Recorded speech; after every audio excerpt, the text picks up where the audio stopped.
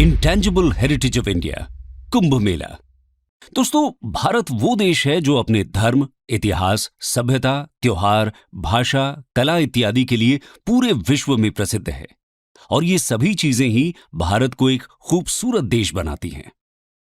और इसी खूबसूरती में चार चांद लगाते हैं भारत के सांस्कृतिक और धार्मिक मेले, जो हर वर्ष एक त्योहार की तरह ही काफी हर्ष, उल्लास और धूमधाम के साथ मनाए जाते हैं। इन मेलों में कुंभ मेला, सोनपुर मेला, पुष्कर मेला, हेमिसगोम्पा मेला, कोलायत मेला, गंगा सागर मेला इत्यादि पॉपुलर हैं। और आज की कहानी में हम इन्हीं में से सबसे प्रमुख और सबसे बड़े स्तर के मेले की बात करेंगे, जिसका नाम है कुंभ मेला। आपने इस मेले का नाम तो जरूर ही सुना होगा, और सुनेंगे भी क्यों नहीं। आखिर ये मेला है ही इतना खास कि इसे घूमने के लिए करोड़ों देसी और विदेशी टूरिस्ट्स आते हैं। और आपको जानकर हैरानी होगी कि यही कुंभ मेला पूरे विश्व में सबसे बड़े रिलीजियस गैदरिंग के रूप में भी जाना जाता है। कुंभ मेले में सभी श्रद्धालु पवित्र नदियों में डुबकी लगाते हैं, और ऐसा माना जाता है कि ऐसा करने से उनके सभी पाप धुल जाते हैं, और साथ ही उनके द्वारा किए गए सभी बुरे कामों का प्रायश्चित भी होता है। और इसमें सच्ची श्रद्धा से नहाने वालों को जीवन और मृत्यु की साइकिल से मोक्ष भी प्राप्त होता है। और इसीलिए ये मेला हिंदुओं के बीच एक मुख्य तीर्थ स्थल और त्योहार के रूप में जाना जाता है। ये मेला प्रयागराज के त्रिवेणी संगम, गंगा के तट पर स्थित हरिद्वार, गोदावरी के तट पर स्थित नासिक और शिप्रा नदी के तट पर स्थित उज्जैन में 12-12 साल की साइकिल में मनाया जाता है। पर इनमें से किस जगह कब ये मेला ऑर्गेनाइज करना है, ये डिसाइड होता है एस्ट्रोलॉजिकल कैलकुलेशन के द्वारा, जिसके लिए सोलर सिस्टम के जुपिटर की पोजीशन को एनालाइज किया जाता है। और इसी अनुसार ये त्योहार इन चारों जगहों में से किसी एक जगह पर सेलिब्रेट होता है। और आज की कहानी में हम इसी मेले के बारे में विस्तार से चर्चा करते हुए इसके रिलीजियस बैकग्राउंड, ब्रीफ हिस्ट्री और इंपॉर्टेंस का डिटेल्ड एनालिसिस करेंगे। तो चलिए शुरू करते हैं इस फेस्टिवल के रिलीजियस बैकग्राउंड से। Religious background of Kumbh Mela. दोस्तों, वैसे तो कुंभ मेले का नाम किसी भी एंशिएंट टेक्स्ट में नहीं मिलता है, बल्कि इस मेले का जिक्र इन हिस्टोरिकल किताबों में माघ मेला या प्रयाग स्नान के नाम से होता है। पर हमारे वैदिक टेक्स्ट्स जैसे ऋग्वेद, यजुर्वेद, सामवेद और अथर्ववेद या अन्य पौराणिक ग्रंथों में माघ मेला या कुंभ मेले के पीछे की कहानी जरूर बताई गई है।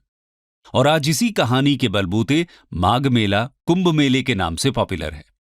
इन पौराणिक किताबों में कुंभ को अमृत से भरे हुए घड़े के रूप में बताया गया है, और वहीं दूसरी ओर मेले का वर्णन एक लार्ज रिलीजियस गैदरिंग या सेलिब्रेशन के रूप में हुआ है, जिससे इस पूरे शब्द यानी कुंभ मेले का अर्थ निकलता है वो त्योहार जो अमृत से भरे वाटर सोर्स के पास ऑर्गेनाइज किया गया हो। अब आप ये सोच रहे होंगे कि आखिर अमृत, पानी और सेलिब्रेशन का क्या कनेक्शन है।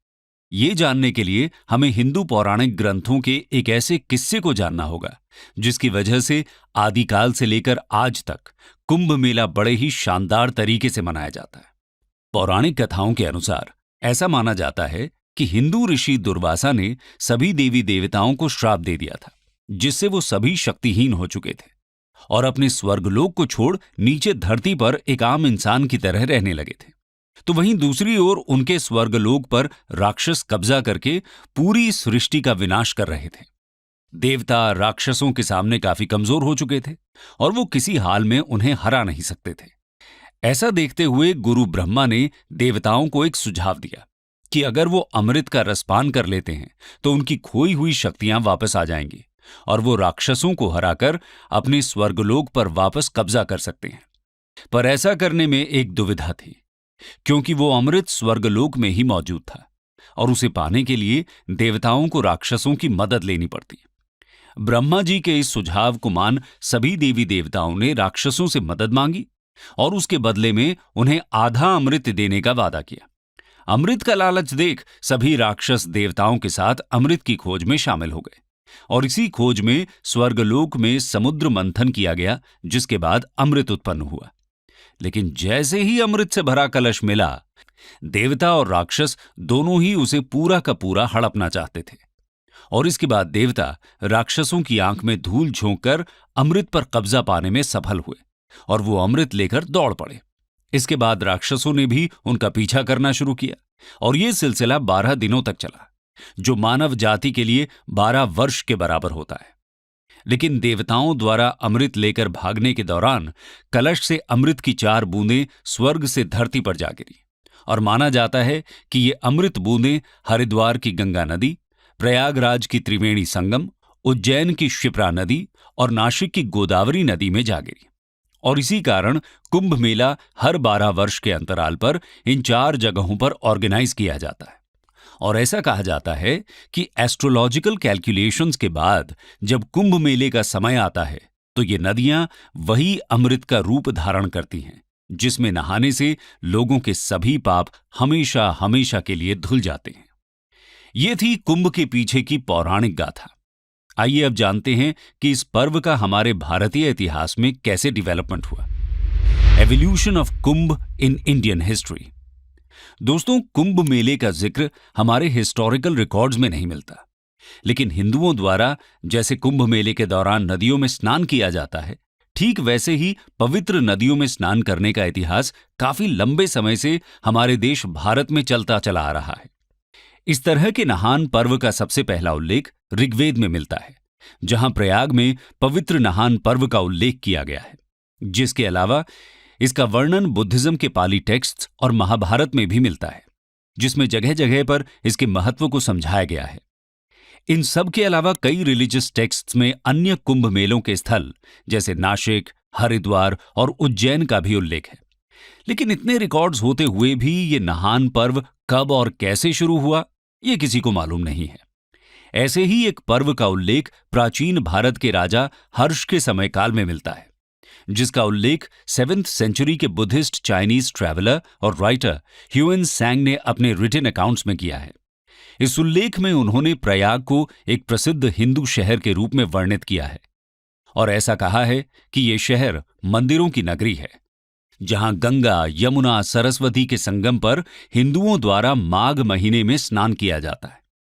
ह्यूएन सांग का यह उल्लेख किसी भी प्रकार के नहान पर्व का पहला लिखित सबूत माना जाता है। इसके अलावा अगर इंडियन रिलीजन के एक स्कॉलर जेम्स लॉक्टफेल्ड की रिपोर्ट्स की माने तो प्रयाग में हर वर्ष जनवरी मंथ में मनाए जाने वाले माघ मेले का ही ज्यादातर हिस्टोरिकल रिकॉर्ड्स में जिक्र मिलता है। उनके अनुसार यही बेदिंग रिचुअल्स हर साल माघ महीने में मनाए जाते हैं, लेकिन 12 साल की अवधि पर कुछ ऐसे एस्ट्रोलॉजिकल संयोग बनते हैं जिनसे इन बेदिंग रिचुअल्स का महत्व और भी बढ़ जाता है और इसी वजह से काफी भारी मात्रा में लोग इसे अटेंड करते हैं। इसके अलावा दूसरे स्कॉलर जेम्स मैलिंसन के अकॉर्डिंग प्राचीन काल से मनाए जाने वाले प्रयाग माघ मेले की तरह ही कई पिलग्रिमेज सेंटर्स जैसे उज्जैन, नासिक और हरिद्वार जो पवित्र नदी के किनारे स्थित हैं, वहां पर भी ऐसे नहान पर्व मिडीवल पीरियड के दौरान शुरू हो चुके थे और ये पर्व हर साल काफी लोगों द्वारा विजिट किए जाने लगे थे।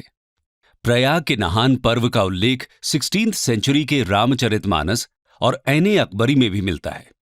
ऐने अकबरी के अनुसार माघ महीने में प्रयाग संगम के अंतर्गत नहान पर्व ऑर्गेनाइज होता था, जिसको अटेंड करने के लिए हर कास्ट और क्लास के हिंदूज काफी भारी मात्रा में आते थे और उनकी संख्या इतनी ज्यादा होती थी कि प्रयाग के जंगल्स और प्लेन्स भी उनके लिए कम पड़ जाते थे।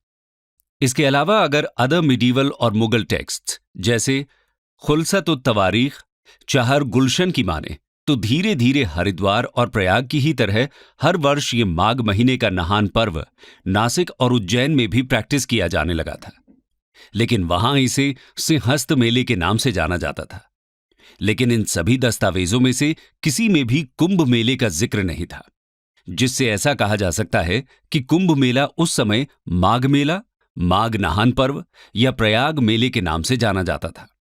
अगर केवल और केवल लिखित रूप में कुंभ मेले के सबसे पहले उल्लेख की बात करें तो वो 19th सेंचुरी तक कहीं भी नहीं मिलता और कुंभ, महाकुंभ और अर्धकुंभ जैसे टर्म्स 19th सेंचुरी के बाद प्रयोग में लाए गए हैं। कुंभ मेला शब्द सबसे पहले तब प्रयोग में लाया गया जब 1868 में ब्रिटिश ऑफिसर्स ने प्रयाग माघ मेला यानी प्रयाग फेयर की एक रिपोर्ट को कुंभ फेयर के नाम से ब्रिटिश गवर्नमेंट के सामने पेश किया और फिर सोशो पॉलिटिकल सर्कमस्टांसेस को देखते हुए प्रयाग फेयर का कुंभ मेला के नाम से प्रचलन हो गया और इसी तरह धीरे धीरे हरिद्वार, नासिक और उज्जैन के भी माघ मेले को कुंभ मेले के रूप में जाना जाने लगा, जिसके बाद ब्रिटिशर्स ने इन चारों स्थानों को एक नेशनल और इंटरनेशनल रिकॉग्निशन देकर वहां के पंडितों को खुश कर दिया और उसके बदले उन्होंने इन पिलग्रिमेज सेंटर्स द्वारा कलेक्ट किए गए ल्यूक्रेटिव टैक्स और ट्रेड रेवेन्यूज पर अपना कंट्रोल स्थापित कर लिया। और ऐसा माना जाता है कि तभी से हरिद्वार, प्रयागराज, उज्जैन और नासिक के माघ मेले को पॉपुलैरिटी मिल गई।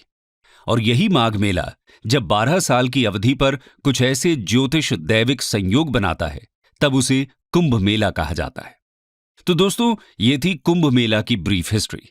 अब हम इस मेले के सिग्निफिकेंस को समझेंगे। Significance of Kumbh Mela. दोस्तों, प्राचीन काल से ही कुंभ मेला काफी बड़े स्तर के कमर्शियल इवेंट के रूप में जाना जाता है, जहां कई साधु संत, अखाड़ा मेंबर्स आते हैं और तरह तरह के प्रोग्राम्स जैसे कम्युनिटी सिंगिंग, स्पिरिचुअल और एजुकेशनल डिस्कशन और अदर एंटरटेनमेंट एक्टिविटीज ऑर्गेनाइज की जाती हैं। इसके साथ ही कुंभ मेले में काफी लार्ज स्केल पर ट्रेडिंग एक्टिविटीज भी ऑर्गेनाइज होती हैं।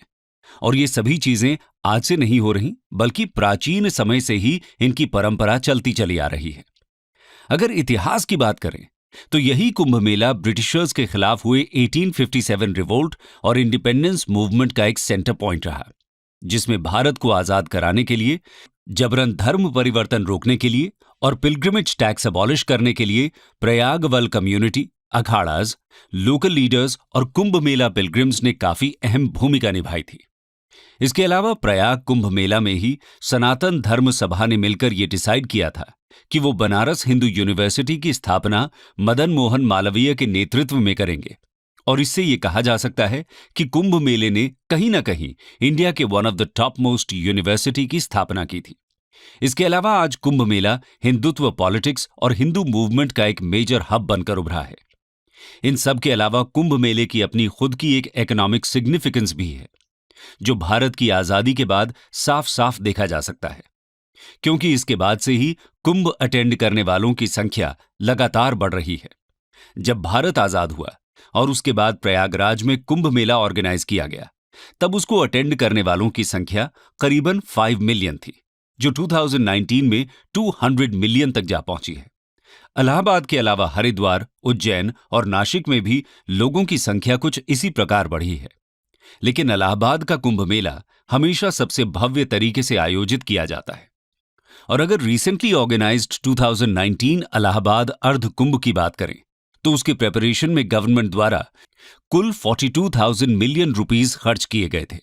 और सभी विजिटर्स को अकोमोडेट करने के लिए यहां एक टेम्पररी सिटी का भी निर्माण किया गया था, जिसका टोटल एरिया 2,500 हेक्टेयर था और उसमें 1,22,000 टेम्पररी टॉयलेट्स बनाए गए थे।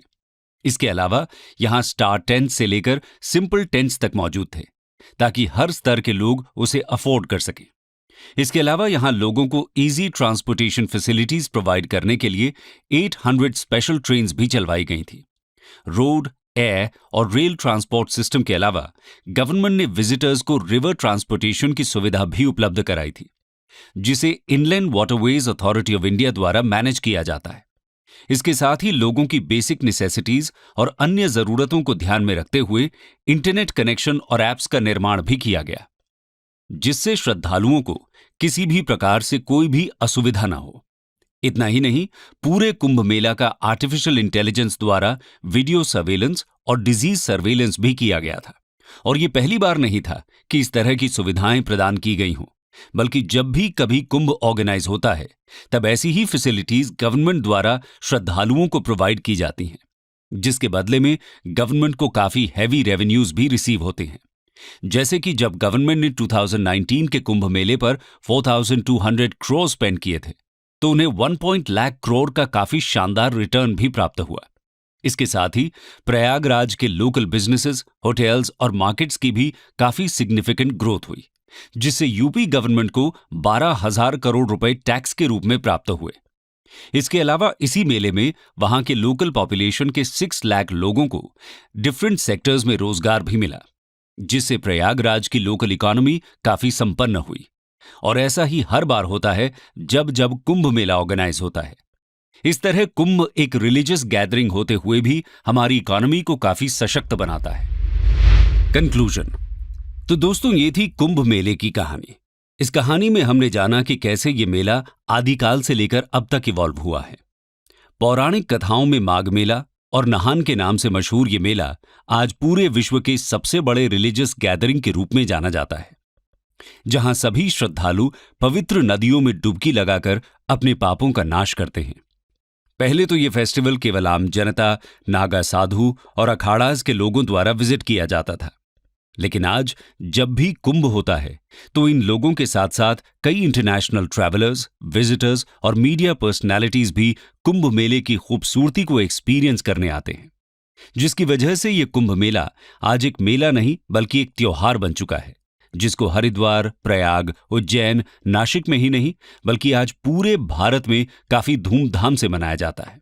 और इसीलिए ये पर्व भारत की संस्कृति का एक अभिन्न हिस्सा है, जिसे देखते हुए यूनेस्को ने कुंभ मेले को अपनी representative list of intangible cultural heritage of humanity में शामिल किया है। दोस्तों, क्या आपने कभी एक्सपीरियंस किया है इस मेले को? आपको क्या लगता है कि आने वाली नई पीढ़ी भी कुंभ मेले की इस परंपरा को बरकरार रख पाएगी? क्या आपको पता है कुंभ जैसे किसी और रिलीजियस गैदरिंग की कहानी? अपनी राय कमेंट सेक्शन में हमारे साथ जरूर शेयर करें।